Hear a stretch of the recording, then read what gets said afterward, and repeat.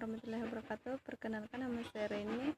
Baik, di sini saya akan membahas tentang materi dari kelompok saya, yaitu pajak penghasilan atau PPh pasal 22, 23, dan 24. Langsung saja, bagian A, pajak penghasilan atau PPh pasal 22. Yang pertama yaitu pengertian pajak penghasilan atau PPh pasal 22. Menurut Undang-Undang Pajak Penghasilan Nomor 36 Tahun 2008, pajak penghasilan pasal 22 adalah bentuk pemotongan atau pemungutan pajak yang dilakukan suatu pihak terhadap wajib pajak dan berkaitan dengan kegiatan perdagangan barang. Sementara pajak penghasilan pasal 22 itu sendiri adalah pajak yang dipungut oleh bendaharawan pemerintah, baik pemerintah pusat ataupun pemerintah daerah, instansi atau lembaga pemerintahan, dan lembaga-lembaga tinggi lainnya. Yang kedua yaitu pemungutan pajak penghasilan atau PPh pasal 22. Penjabaran atas pemungutan pajak penghasilan PPh pasal 22 telah dituangkan dalam keputusan Direktur Jenderal Pajak nomor KIP 417 PJ 2001 yang menyebutkan bahwa yang terdiri dari 8 pemungutan PPh pasal 2. Salah satu di antaranya yaitu Bank Devisi dan Direktorat Jenderal Bea dan Cukai atas impor barang. Yang ketiga yaitu tarif pajak penghasilan atau PPh pasal 22. Ya, bagian A, atas impor, di mana menggunakan angka pengenal importir atau API 2,5 dari nilai impor. Tidak menggunakan API 7,5 dari nilai impor, dan yang tidak dikuasai 7,5 dari harga jual lelang. B, atas pembelian barang yang dilakukan oleh DJPB atas penjualan hasil produksi ditetapkan berdasarkan keputusan Direktur Jenderal Pajak. D, atas penjualan hasil produksi atau penyerahan barang oleh produsen atau importir barang bahan bakar minyak, gas, dan pelumas. Selanjutnya, yang keempat, subjek pajak penghasilan atau PPh pasal 2. Subjek pajak penghasilan pasal 22 adalah siapa saja yang wajib menghitung, memungut, dan menyetor PPh. Yang kelima yaitu cara menghitung pajak penghasilan PPh pasal 22. Rumus untuk menghitung pajak penghasilan PPh pasal 22 adalah PPh pasal 22 sama dengan 1,5% kali dasar pengenaan pajak atau DPP, pembelian dalam negeri, atas pembelian barang yang dananya dari anggaran belanja negara atau belanja daerah, dikenakan pemungutan PPh pasal 22 sebesar 1,5% dari harga dasar pengenaan pajak atau DPP, pembelian dalam negeri. Yang keenam yaitu tata cara pemungutan,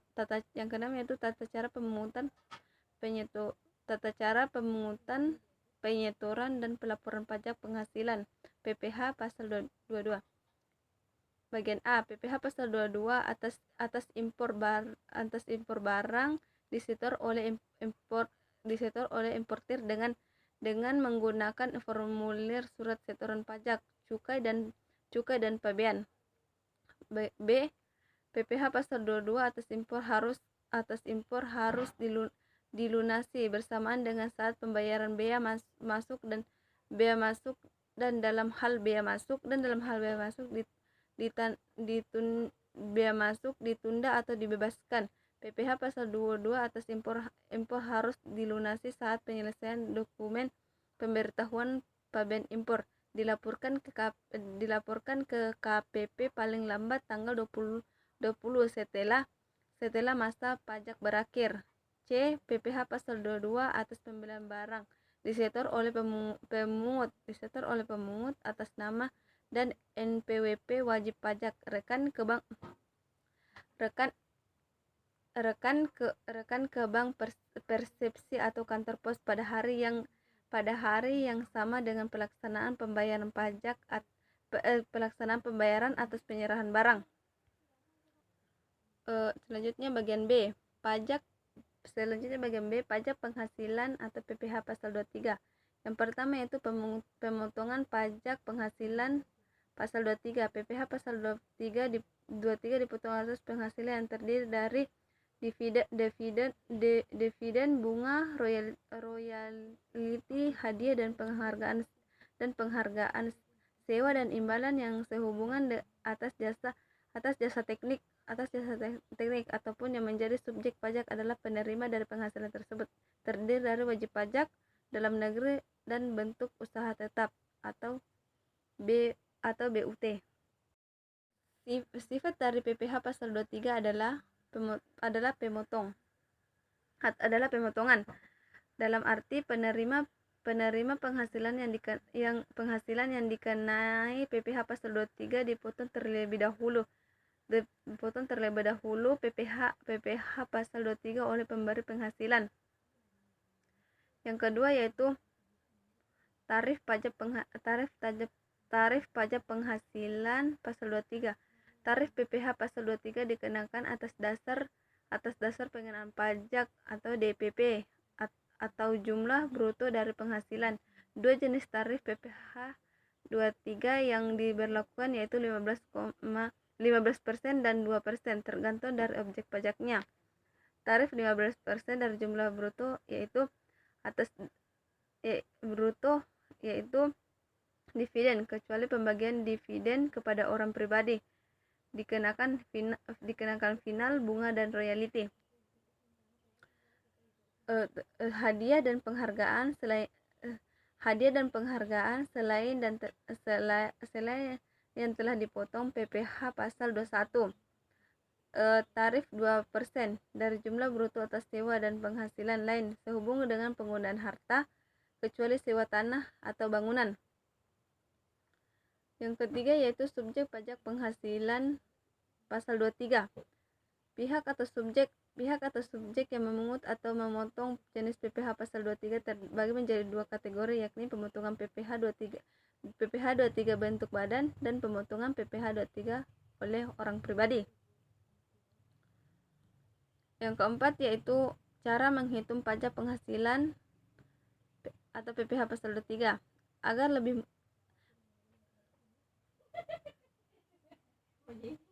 PT Maju Perkasa adalah perusahaan yang bergerak di industri penerbitan buku atau pencetakan. Tentunya perusahaan ini diwajibkan untuk sejumlah pembayaran yang terkait dengan PPh pasal 23. Jadi penghitung pajak penghasilan PPh pasal 23 untuk PT Maju Perkasa adalah yaitu untuk pembayaran royalti kepada penulis Macita 15% kali 25.000 sama dengan 3.750. Korina 15% kali 10 sama 10.000 sama dengan 1 juta sama dengan 1 juta, yaitu untuk pembayaran royalti kepada penulis Macita 15% kali 25.000 sama dengan 3.750. Korina 15% kali 10 sama 10.000 sama dengan 1 juta sama dengan 1.500.000. Luwaki 15% kali 5 juta sama 5.000 sama dengan 750. Baik, sekian dari saya, kurang lebihnya mohon dimaafkan. Wabillahi taufiq wal hidayah. Assalamualaikum warahmatullahi wabarakatuh. Bismillahirrahmanirrahim. Assalamualaikum warahmatullahi wabarakatuh. Baik, perkenalkan, nama saya Nurul Ashira. Di sini saya akan menjelaskan tentang pajak penghasilan pasal 24. Nah, yang pertama yang akan saya jelaskan yaitu tentang pengertian pajak penghasilan pasal 24. Pajak penghasilan pasal 24 ini merupakan peraturan yang mengatur hak wajib pajak untuk memanfaatkan kredit pajak mereka di luar negeri untuk mengurangi nilai pajak terutang yang dimiliki di Indonesia. Nah, tercantum di dalam pasal 24 ayat 1 Undang-Undang Pajak Penghasilan bahwa pajak yang dibayar atau terutang di luar negeri atas penghasilan dari luar negeri yang diterima atau diperoleh wajib pajak dalam negeri itu sendiri boleh dikreditkan terhadap pajak yang terutang berdasarkan Undang-Undang Pajak Penghasilan Undang-Undang Nomor 36 Tahun 2008. Nah, dalam tahun pajak yang sama ini sebagaimana tercantum dalam pasal 24 ayat 2 Undang-Undang Pajak Penghasilan bahwa besarnya kredit pajak adalah sebesar pajak penghasilan yang dibayar atau terutang di luar negeri, tetapi tidak boleh melebihi perhitungan pajak yang terutang berdasarkan Undang-Undang Pajak Penghasilan Nomor 36 Tahun 2008. Nah, ketentuan pasal 28 Undang-Undang Pajak Penghasilan mengatur tentang perhitungan besarnya pajak atas penghasilan yang dibayar atau terutang di luar negeri, yang dimana dapat dikreditkan terhadap pajak penghasilan yang terutang atas seluruh penghasilan wajib pajak dalam negeri. Nah, pengkreditan pajak luar negeri ini dilakukan dalam tahun digabungkannya penghasilan dari luar negeri dengan penghasilan di Indonesia agar wajib pajak itu tidak terkena pajak ganda. Selanjutnya yang akan saya bahas yaitu tentang subjek dan objek dari pajak penghasilan pasal 24. Nah, yang menjadi subjek pajak penghasilan pasal 24 yaitu wajib pajak dalam negeri yang terutang pajak atas seluruh penghasilan, termasuk penghasilan yang diterima atau diperoleh dari luar negeri. Kemudian yang menjadi objek pajak penghasilan pasal 24 adalah penghasilan yang berasal dari luar negeri. Kemudian yang ketiga yaitu tentang sumber penghasilan kena pajak. Nah, sumber penghasilan kena pajak yang dapat digunakan untuk memotong hutang pajak Indonesia ada beberapa item yang dimana item-itemnya adalah sebagai berikut. Yang pertama yaitu tentang pendapatan dari saham dan surat berharga lainnya, serta keuntungan dari pengalihan saham dan surat berharga lainnya. Kemudian yang kedua, penghasilan berupa bunga, royalti, dan sewa yang berkaitan dengan penggunaan harta benda bergerak. Kemudian yang ketiga yaitu penghasilan berupa sewa yang berkaitan dengan penggunaan harta benda tidak bergerak. Kemudian selanjutnya penghasilan berupa imbalan yang berhubungan dengan jasa, pekerjaan, dan kegiatan. Kemudian pendapatan dari bentuk usaha tetap atau BUT di luar negeri. Selanjutnya penghasilan dari pengalihan sebagian atau seluruh hak penambangan atau tanda keikutsertaan dalam pembiayaan atau pemanfaatan di sebuah perusahaan pertambangan. Kemudian keuntungan dari pengalihan aset tetap. Yang terakhir adalah keuntungan dari pengalihan aset yang merupakan bagian dari suatu bentuk usaha tetap atau BUT. Baik, selanjutnya yang akan saya bahas yaitu tentang perhitungan pajak penghasilan pasal 24. Nah, untuk mengetahui perhitungan pajak penghasilan pasal 24 ini, kita memerlukan sedikit ilustrasi untuk bisa memahaminya. Nah, katakanlah PT ABC tahun 2017 itu memperoleh pendapatan neto di dalam negeri sebesar 25 miliar dan dari luar negeri sebesar 10 miliar. Nah, asumsi pajak di luar negeri itu sebesar 20%.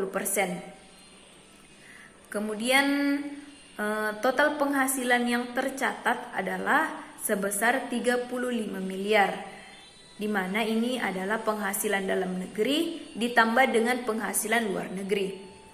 Jadi total pajak penghasilan terutang yaitu 25% dikali dengan 35 miliar sama dengan 8 miliar 750 juta. Jadi pajak penghasilan maksimum yang dapat dikreditkan yaitu penghasilan luar negeri dibagi dengan total penghasilan dikali dengan total pajak penghasilan terutang, sama dengan 10 miliar dibagi dengan 35 miliar dikali dengan 8 miliar 750 juta, yang dimana hasilnya nanti itu adalah 2 miliar 500 juta. Jadi pajak penghasilan terutang yang sudah dibayarkan di luar negeri adalah sebesar 2 miliar 500 juta. Nah, nominal ini yang akhirnya akan digunakan sebagai pengurang pajak dalam negeri. Namun harus diingat, apabila wajib pajak hendak mengkreditkan pajak penghasilan terutang yang sudah dibayarkan pada pajak dalam negeri terlebih dahulu, kita harus melapor kepada Kepala Kantor Pelayanan Pajak atau KPP dan melaporkannya pada saat melapor SPT tahunan. Nah, pelaporannya ini dilengkapi dengan tax return yang dilaporkan di luar negeri dan dokumen-dokumen pembayaran pajak yang dilakukan oleh wajib pajak di luar negeri. Selanjutnya yaitu penggabungan penghasilan. Nah, penggabungan penghasilan yang berasal dari luar negeri ini dapat dilakukan dengan cara sebagai berikut. Yang pertama yaitu penggabungan penghasilan dari usaha dilakukan dalam tahun pajak diperolehnya penghasilan tersebut. Kemudian yang kedua, penggabungan penghasilan lainnya dilakukan dalam tahun pajak diterimanya penghasilan tersebut. Kemudian yang ketiga, penggabungan penghasilan yang berupa dividen pasal 18 ayat 2 Undang-Undang Pajak Penghasilan yang dilakukan dalam tahun pajak pada saat perolehan dividen tersebut ditetapkan sesuai dengan keputusan Menteri Keuangan. Mungkin itu saja yang bisa saya jelaskan mengenai pajak penghasilan pasal 24. Lebih dan kurangnya mohon dimaafkan. Wabillahi taufik wal hidayah. Wassalamualaikum warahmatullahi wabarakatuh. Selanjutnya saya akan mereview sebuah jurnal yang berkaitan dengan penerapan pajak penghasilan pasal 22. Nah, judul jurnal yang akan saya review ini adalah evaluasi penerapan pajak penghasilan pasal 22 atas pembelian barang yang dibiayai dengan APBN di Pengadilan Tata Usaha Negara Manado. Nah, yang pertama yang dibahas dalam jurnal ini yaitu tentang pengelompokan pajak, yaitu dibagi menjadi dua, yaitu pajak negara dan pajak daerah. Nah, di mana pajak negara ini terdiri dari pajak penghasilan, pajak pertambahan nilai dan pajak penjualan atas barang mewah, kemudian bea materai, kemudian pajak bumi dan bangunan, kemudian bea perolehan hak atas tanah dan bangunan. Kemudian pajak daerah itu dibagi menjadi dua bagian, yaitu pajak provinsi dan pajak kabupaten atau kota. Nah, pajak provinsi ini terbagi lagi, ada pajak kendaraan bermotor, bea balik nama kendaraan bermotor, kemudian pajak bahan bakar kendaraan bermotor, pajak air permukaan, dan pajak rokok. Kemudian pajak kabupaten atau kota itu terdiri dari pajak hotel, pajak restoran, pajak hiburan, pajak reklame, pajak penerangan jalan, pajak mineral bukan logam dan batuan, pajak parkir, pajak air tanah, pajak sarang burung walet, kemudian pajak bumi dan bangunan pedesaan dan perkotaan, dan terakhir yaitu bea perolehan hak atas tanah dan bangunan. Kemudian pada bagian tinjauan pustaka dalam jurnal ini yang dibahas itu tentang konsep akuntansi, di mana pengertian akuntansi adalah seperangkat pengetahuan yang mempelajari perekayasaan dalam penyediaan jasa yang berupa informasi keuangan kuantitatif dari suatu unit organisasi dan cara penyampaian yang berupa informasi keuangan kuantitatif dari suatu unit organisasi dan cara penyampaian pelaporan informasi tersebut kepada pihak yang berkepentingan untuk dijadikan dasar pengambilan keputusan ekonomi. Kemudian yang kedua tentang konsep pajak. Nah, pajak adalah iuran masyarakat kepada negara yang dapat dipaksakan yang terutang oleh yang wajib membayarnya menurut peraturan umum atau undang-undang dengan tidak mendapat prestasi kembali yang langsung atau dapat ditunjukkan, dan yang gunanya adalah untuk membiayai pengeluaran umum yang berhubungan dengan tugas negara untuk menyelenggarakan pemerintahan.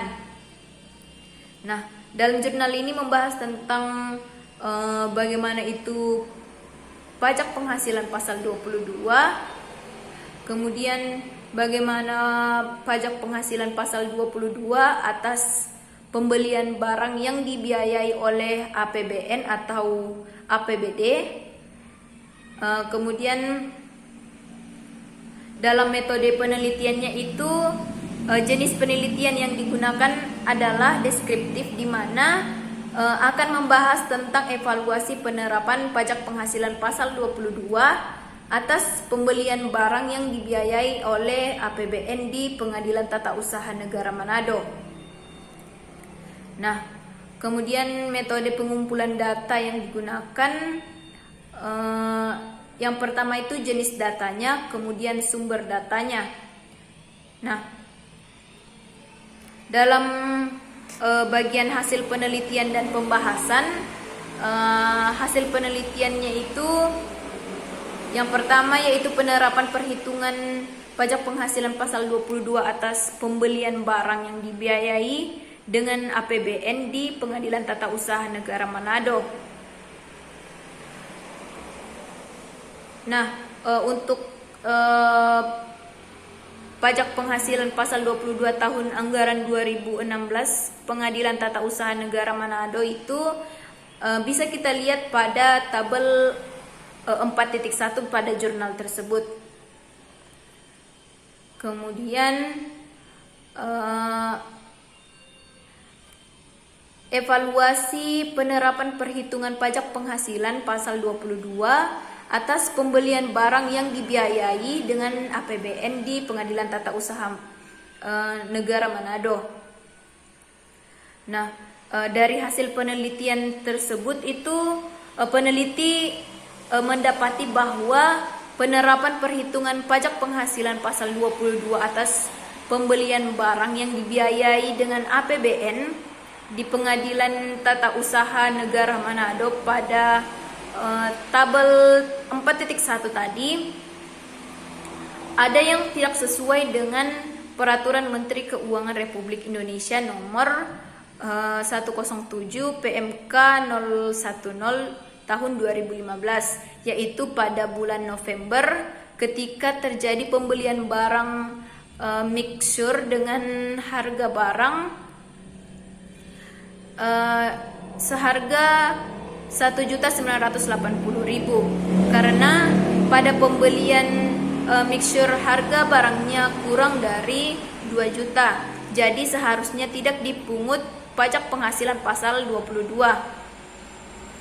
Kemudian selain dari pembelian mixture, penerapan perhitungan pajak penghasilan pasal 22 yang dilakukan oleh Pengadilan Tata Usaha Negara Manado telah sesuai dengan Peraturan Menteri Keuangan Republik Indonesia, yaitu sebesar 1,5% dikali dengan harga beli, yang dimana ini tidak termasuk dengan biaya PPN dan pembelian barang dengan nilai pembelian paling banyak sebesar 2 juta.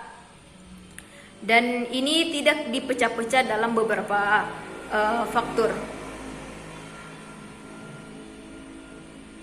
Mungkin itu saja yang bisa saya review mengenai jurnal yang berjudul Evaluasi Penerapan Pajak Penghasilan Pasal 22 atas pembelian barang yang dibiayai dengan APBN di Pengadilan Tata Usaha Negara Manado. Lebih dan kurangnya mohon dimaafkan. Wabillahi taufiq wal hidayah. Wassalamualaikum warahmatullahi wabarakatuh.